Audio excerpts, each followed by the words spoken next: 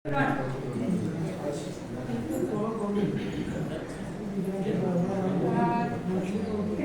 કરી અને થોડુંક બેસ્ટ તો નહીં પણ થોડું સારું કરવાની કોશિશ કરી છે.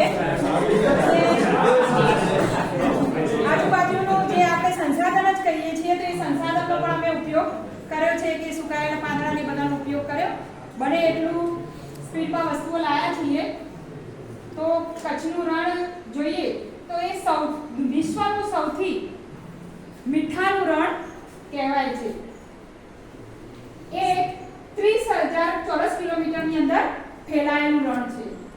અહીંયા ગુજરાતનો નકશો દોરવાની પ્રયત્ન કરેલો છે અને તેની અંદર કચ્છનો આ પણ દર્શાવેલો છે, જેમાં મીઠાનો ઉપયોગ કરીને જ પણ એ રણ દર્શાવ્યું છે.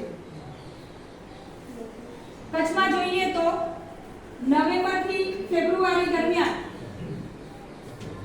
રણોત્સવ એટલે કે એનું નામ આપ્યું છે સરકારે ધોરડો. અમિતાભ બચ્ચનની એડવર્ટાઇઝ આવે છે કે કચ્છ નહીં દેખા તો કુછ નહીં દેખા.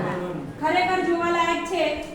હું પણ કચ્છમાં ભચાઉ 13 વર્ષ નોકરી કરી છે અને મારા બાળકોને અમે પ્રવાસ દરમિયાન અમે ધોરડો જ લઈ જતા હતા. ખરેખર જોવા જેવું છે. ત્યાંની સંસ્કૃતિ, ત્યાંનો પહેરવેશ બધું જ ભૂંગા છે. ભૂંગામાં જ રહેવા પણ ત્યાં તમને મળશે. તો વન્ય સૃષ્ટિમાં આપણે જોઈએ તો ત્યાંનું ઘુડખર પ્રખ્યાત છે અને અમારા બેને અહીંયા દોરવાનો ખૂબ સરસ પ્રયત્ન કરેલો છે અને પણ તમને દર્શાવ્યું છે, જે વિશ્વના અંતિમ બચેલા જંગલીમાંનો ગધેડો તરીકે ઓળખાય છે. પછી બીજું છે સુરખાબ. એના પછી જોઈએ તો કચ્છનું લોકજીવન. કચ્છનું લોકજીવનમાં જોઈએ તો ત્યાં રહેઠાણ તરીકે ભૂંગા એટલે મકાનનું નામ ત્યાં આગળ ભૂંગા તરીકે ઓળખાય છે.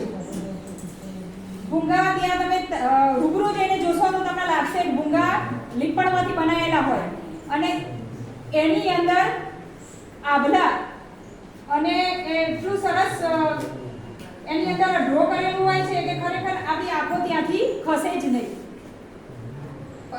એમની અંદર માટી અને ઘાસના બનેલા હોય છે. અહીંયા અમે સુકાયેલા પાંદડાનો ઉપયોગ કર્યો છે. ભૂકંપ પ્રતિરોધક છે. ભૂકંપ થયા પછી જે બી મકાન ને બધું કરવામાં સરકારે જે બનાવડાવે છે એ ભૂકંપ પ્રૂફ એટલે ભૂકંપ આવે તો જલ્દી લોકજીવનના અસર ના થાય. ઉનાળામાં ઠંડક અને શિયાળામાં હૂંફ આપનાર આ રણ છે.